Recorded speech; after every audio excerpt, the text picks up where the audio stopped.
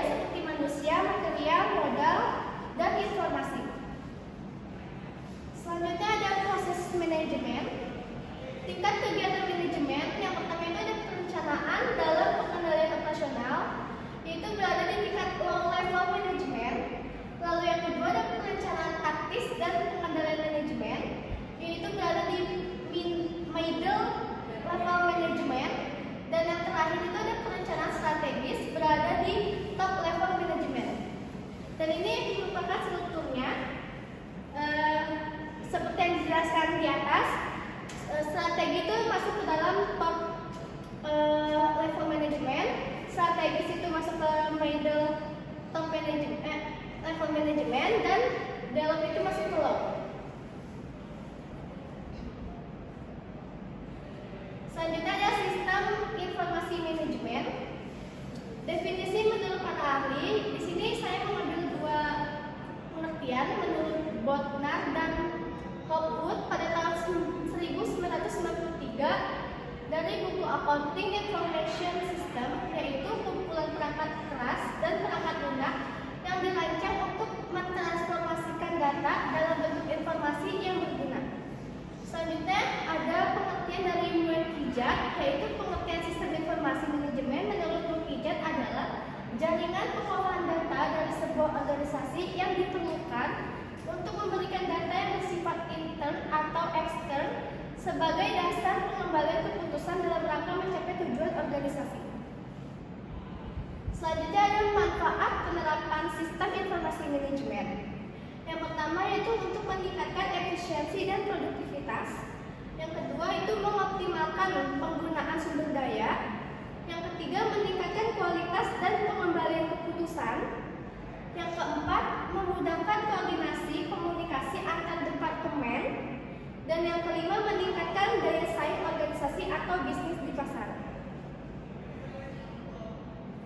Selanjutnya ada karakteristik sistem informasi. Yang pertama dibuat dengan perencanaan yang matang, memberikan banyak sudut pandang secara menyeluruh dari dinamika dan struktur organisasi. Selanjutnya bekerja dalam sistem yang lengkap dan komprehensif, yang aman, serta mencakup semua interkoneksi serta subsistem dalam sebuah organisasi. Selanjutnya melakukan dengan cara top down atau yaitu sebagai suatu cara untuk mengambil keputusan dan manajemen harus aktif dalam hal mengambil bagian serta memberikan arahan yang selaras dalam pengembangan sistem informasi manajemen. Dan yang terakhir itu bisa menciptakan suatu hubungan antar subsistem dalam organisasi sehingga proses pengembalian keputusan dapat diambil secara tepat berdasarkan pandangan yang terintegrasi. Selanjutnya adalah sistem informasi yang baik. Sistem informasi yang baik adalah sistem informasi yang mampu menyeimbangkan biaya dan manfaat yang akan diperoleh. Artinya, sistem informasi akan menghemat biaya, meningkatkan pendapatan yang muncul dari informasi yang sangat bermanfaat. Selanjutnya, organisasi harus menyadari apabila mereka cukup realistis dalam keinginan mereka, cermat dalam merancang dan menerapkan sistem informasi agar sesuai keinginan serta wajar dalam menentukan batas biaya dari titik manfaat yang akan diperoleh, maka sistem informasi yang dihasilkan akan memberikan keuntungan dan uang. Sekian pemaparan materi pertama dari saya. Terima kasih. Wassalamualaikum warahmatullahi wabarakatuh. Assalamualaikum warahmatullahi wabarakatuh. Perkenalkan, nama saya Najwa Sanus Karmin dengan NPM 064. Di sini saya akan memaparkan materi pertemuan kedua. Sistem informasi manajemen, revolusi sistem informasi. Sistem terdiri dari subsistem atau elemen. Menurut Gordon B. Davis 1955 mengungkapkan bahwa suatu sistem terdiri dari masukan, proses, dan keluaran. Setiap sistem terdiri dari beberapa sistem dan subsistem. Masing-masing subsistem dibatasi oleh saling berinteraksi atas subsistem tersebut atau interface. Sistem konseptual, sistem yang dapat secara fisik yang terdiri dari sumber daya fisik. Contohnya, sistem komputer yang terdiri dari sistem fisik yang meliputi monitor seperti CPU, keyboard, printer, dan lain-lain. Yang kedua, sistem fisik, yaitu suatu sistem yang menggambarkan atau citra dari suatu sistem fisik. Contohnya, sistem komputer adalah sistem fisik, informasi yang dihasilkan komputer adalah sistem konseptual yang terdiri dari informasi dan data. Pendekatan sistem. Ciri-ciri yang terkandung dalam pendekatan sistem. Yang pertama, adanya tujuan. Yang kedua, adanya komponen sistem. Yang ketiga, adanya fungsi yang menjamin dinamika atau gerak dan kesatuan kerja sistem. Dan yang keempat, adanya interaksi antar komponen. Sistem informasi manajemen. Sistem informasi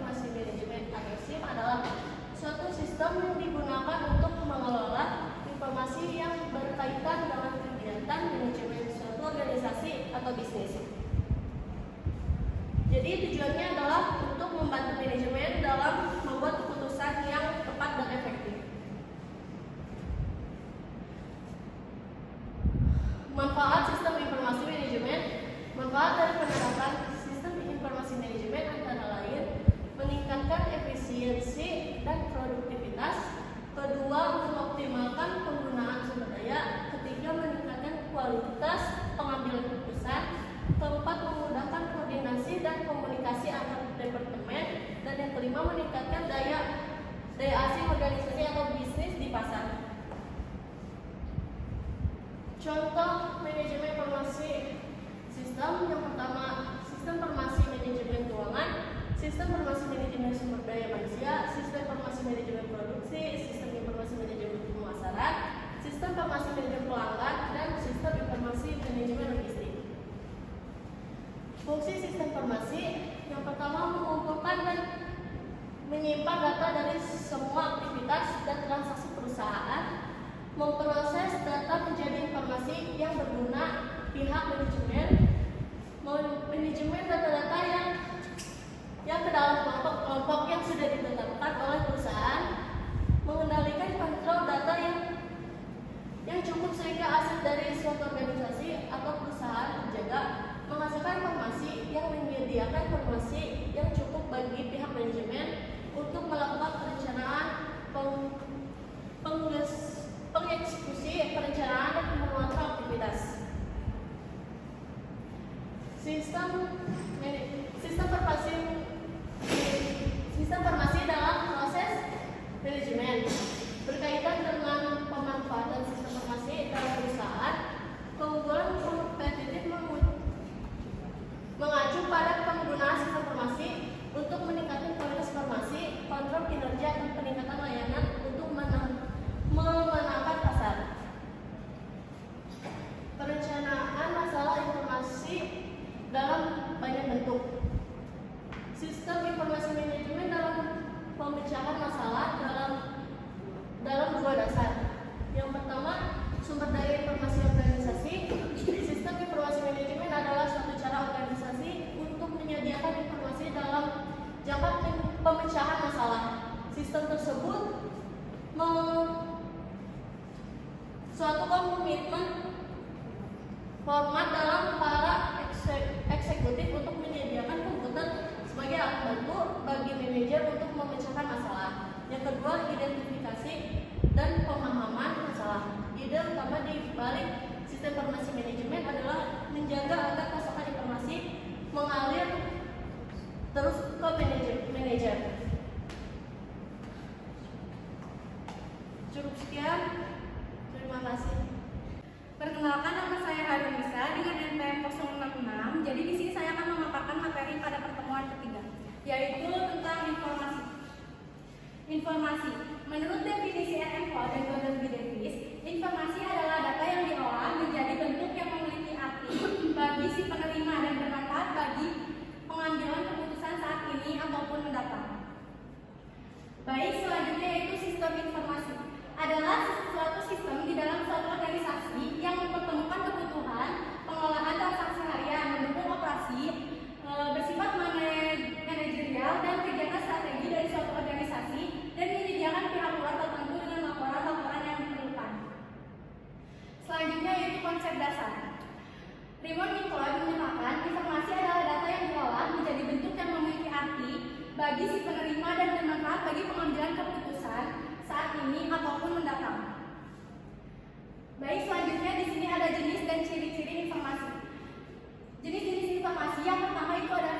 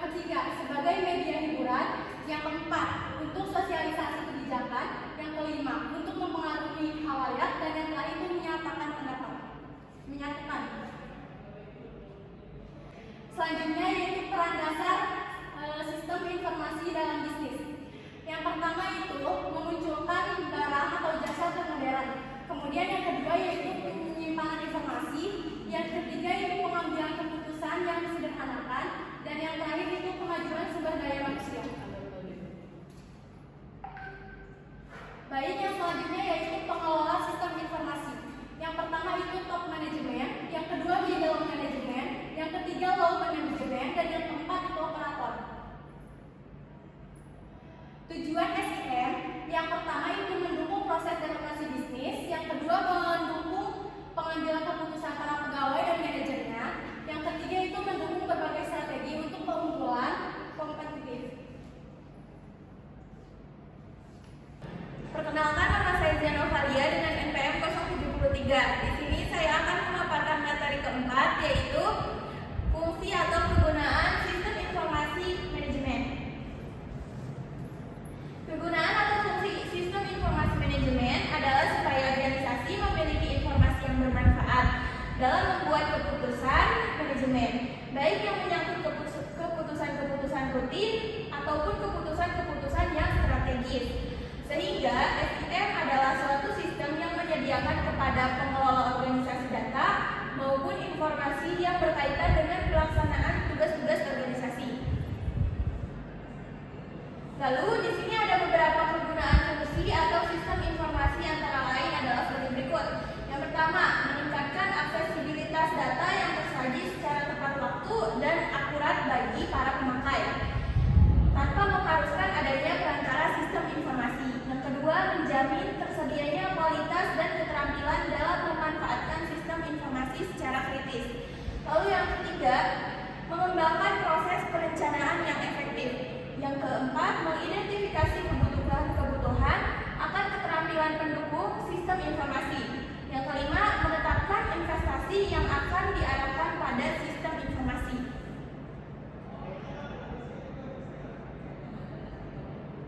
Lalu yang keenam, mengantisipasi dan memahami konsekuensi ekonomis dari sistem informasi dan teknologi baru. Yang ketujuh, memperbaiki produktivitas dalam aplikasi pengembangan dan pemeliharaan sistem. Yang kedelapan, organisasi menggunakan sistem informasi untuk mengolah transaksi-transaksi, mengurangi biaya, dan menghasilkan pendapatan sebagai salah satu produk atau pelayanan mereka. Yang kesembilan, bank menggunakan sistem informasi untuk mengolah cek-cek nasabah dan membuat berbagai laporan rekening koran dan transaksi yang terjadi. Lalu yang ke-10, perusahaan menggunakan sistem informasi untuk mempertahankan persediaan pada tingkat paling rendah agar konsisten dengan jenis barang yang tersedia. Yang ke-11, SIM untuk pendukung pengambilan keputusan. Pengambilan keputusan dianggap tidak harus logis dan sepenuhnya rasional, tetapi lebih banyak memperlihatkan rasionalitas hanya dalam batasan yang dikemukakan oleh latar belakang, pandangan atas alternatif, kemampuan menangani suatu model keputusan, dan sebagainya. Lalu yang ke-12, sistem berdasarkan aktivitas atau kegiatan manajemen. Contohnya, pengendalian inventaris pada tingkatan operasional bergantung pada proses yang tepat dari transaksi, pada tingkat dari pengendalian manajemen, pembuatan keputusan tentang keamanan persediaan, dan frekuensi pada pembentulan ringkasan dari hasil operasi-operasi. Yang ke-13, sistem informasi untuk pengendalian operasional. Pengendalian operasional adalah proses pemantapan agar kegiatan operasional dilakukan secara efektif dan efisien, pendukung pemrosesan untuk pengendalian operasi terdiri dari yang pertama proses transaksi, yang kedua proses laporan, dan yang ketiga proses pemeriksaan. Yang ke-14, sistem informasi untuk pengendalian manajemen. Informasi pengendalian manajemen diperlukan oleh manajer departemen untuk mengukur pekerjaan, memutuskan tindakan pengendalian, merumuskan aturan keputusan baru untuk diterapkan personalia operasional, dan mengalokasikan sumber daya. Lalu proses untuk mendukung keputusan kegiatan pengendalian manajemen adalah sebagai berikut. Yang pertama, model perencanaan dan anggaran. Yang kedua, program-program laporan penyimpangan. Yang ketiga, model-model analisis masalah. Yang keempat, model-model keputusan. Dan yang kelima, model-model pemeriksaan atau pertanyaan. Yang ke-15, sistem informasi untuk perencanaan strategis. Tujuan perencanaan strategis adalah untuk mengimbangkan strategi di mana suatu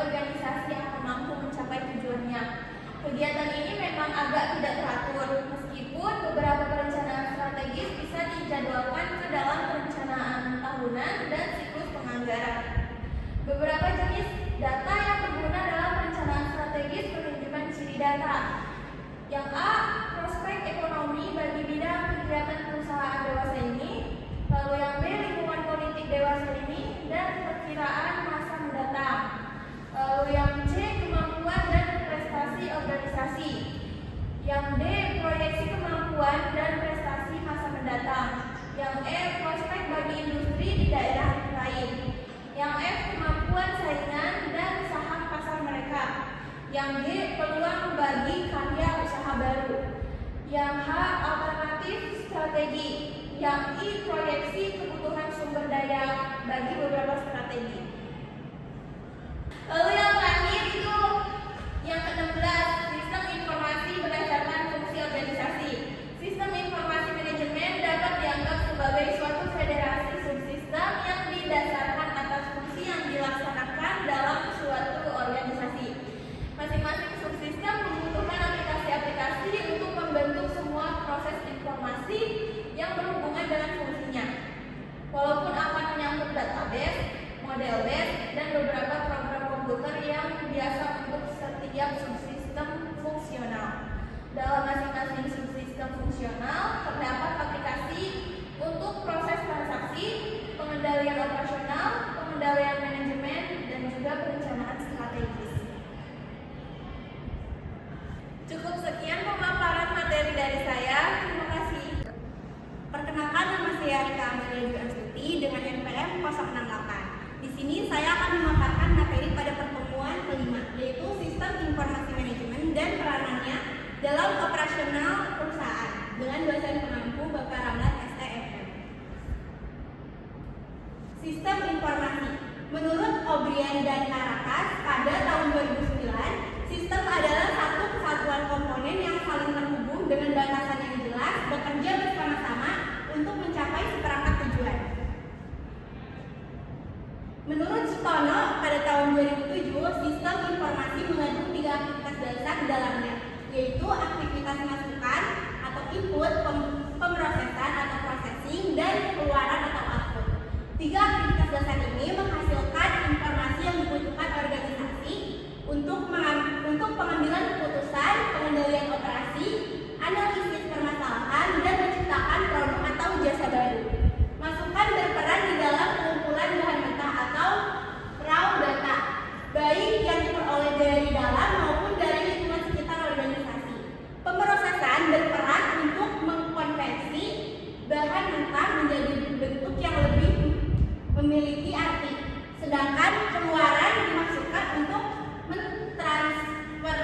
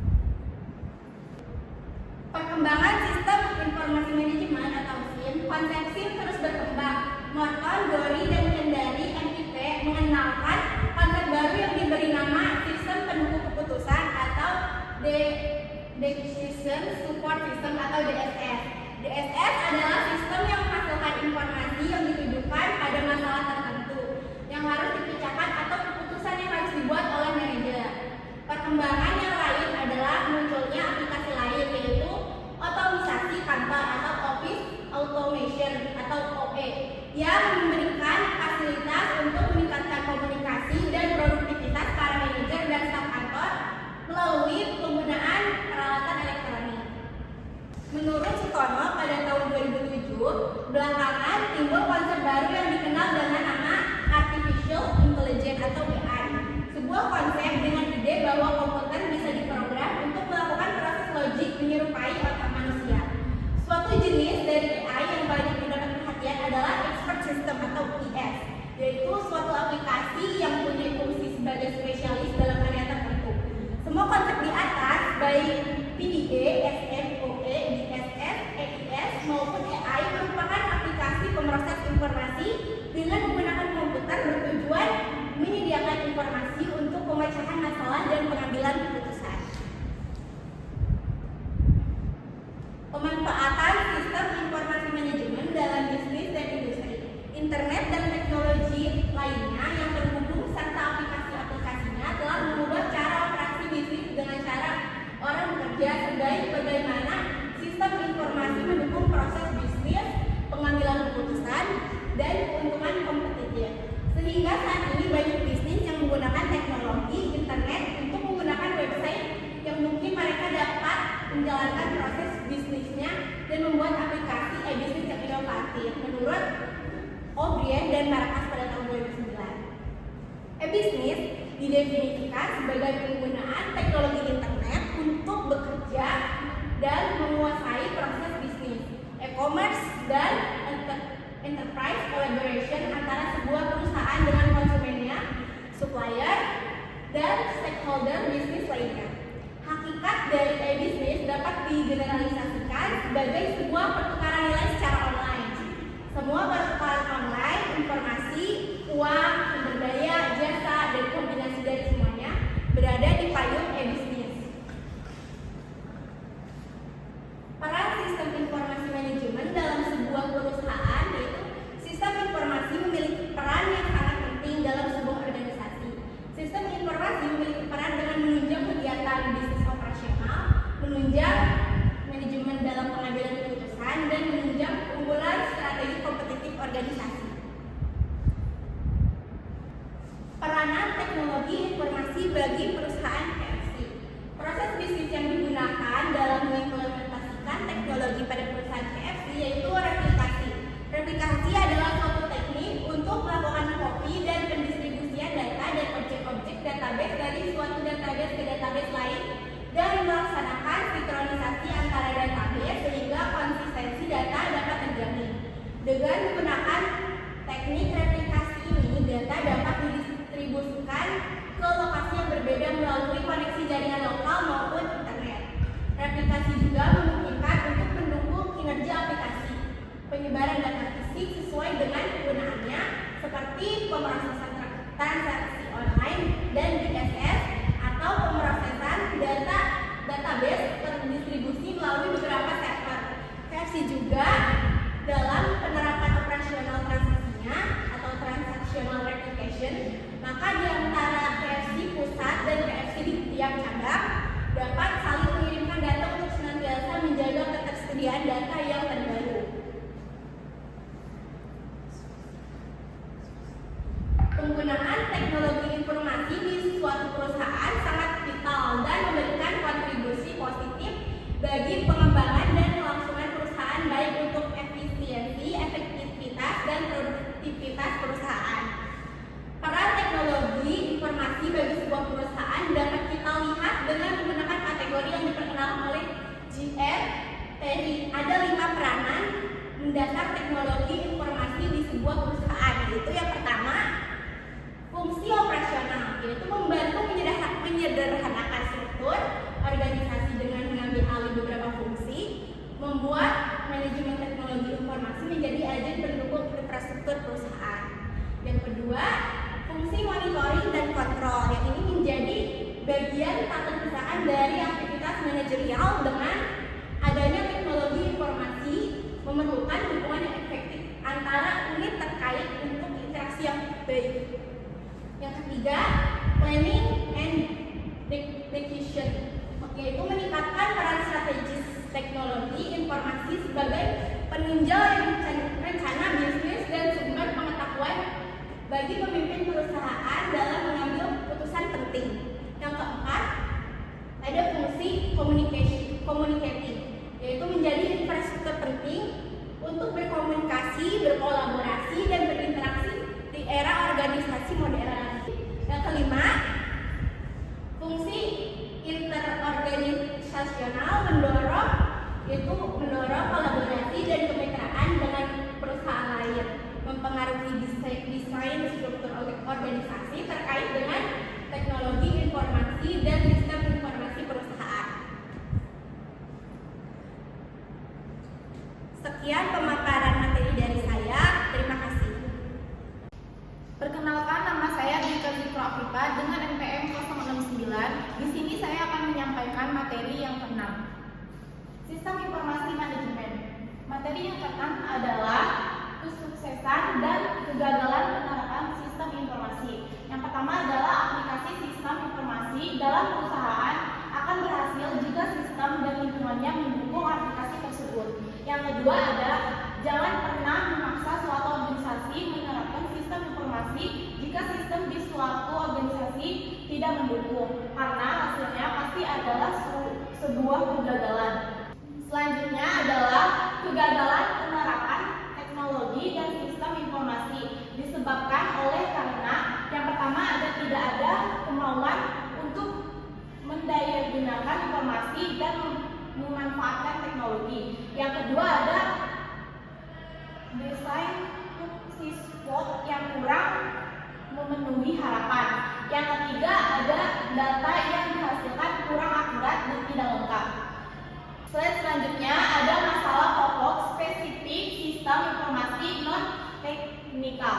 Biasanya berasal dari organisasi. Yang pertama ada desain tidak cocok dengan struktur, budaya, dan tujuan organisasi secara keseluruhan. Yang kedua ada data yang dihasilkan tidak cocok dengan harapan dan tujuan bisnis. Yang ketiga ada yang diperlukan terkadang di atas anggaran yang disediakan atau biaya lebih besar dari nilai guna yang diharapkan. Yang terakhir, ada operasi yang diperlukan sangat lama untuk mendapatkan data yang diperlukan. Waktu respon terlalu lama.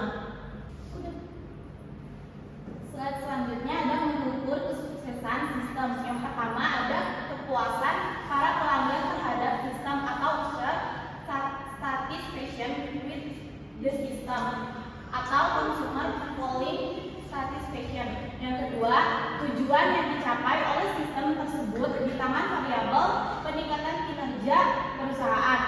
Yang ketiga, timbal balik keuangan finansial payok atau organisasi.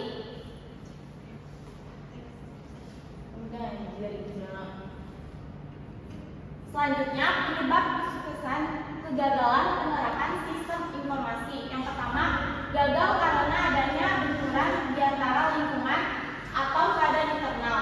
Akan sangat berbahaya jika manusia berpikir seperti komputer, bukan komputer yang berpikir seperti manusia. Anggaran ini sering tidak disadari. Yang kedua, ada berhasil karena manajemen perusahaan memang menghendakinya dan senantiasa melakukan evaluasi untuk perbaikan karena pada dasarnya hasil rancangan manusia tidak akan pernah sempurna. Penyebab kesuksesan dan kegagalan implementasi. Yang pertama ada keterlibatan dan pengaruh pengguna SDM. Yang kedua, kesenjangan komunikasi antara pengguna dengan perancangan sistem informasi. Yang ketiga, pendukungan manajemen. Yang keempat, tingkat kompleksitas dan risiko implementasi sistem. Yang terakhir adalah manajemen dan proses implementasi. Di sini ada tantangan dari rekayasa bisnis. Yang pertama ada ketakutan adanya perubahan yang radikal dalam organisasi. Yang kedua ada ketidakmampuan manajemen dalam mengidentifikasi masalah-masalah kritis untuk dipecahkan melalui rekayasa bisnis. Sekian dari penyampaian saya. Wassalamualaikum warahmatullahi wabarakatuh. Saya akan membacakan kesimpulan dari materi pertama sampai 6. Kesimpulan